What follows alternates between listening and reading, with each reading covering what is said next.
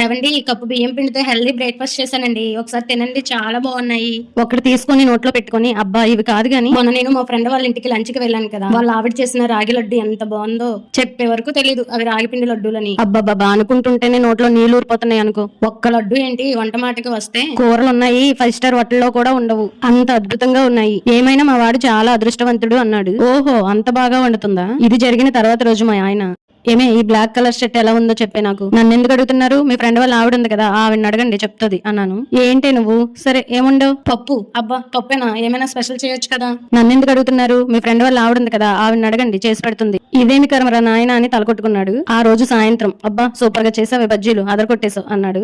అబ్బా మీ ఫ్రెండ్ వాళ్ళ ఆవిడ కన్నా బాగా చేశానా. వస్తే ఏంటి ఎలా తగులుకున్నావు. సరే కానీ నా ఇయర్ ఫోన్స్ ఎక్కడ కనిపించట్లేదు చూసావా. మీ ఫ్రెండ్ వాళ్ళ ఆవిడ తల్లి నీకు దండం, నన్ను వదిలే, ఇంకెప్పుడు వేరే వాళ్ళ వంటలని పొగను అన్నాడు. మీరు మాత్రం వీడియో నచ్చితే లైక్ చేసి సబ్స్క్రైబ్ చేసుకోండి. Thank you.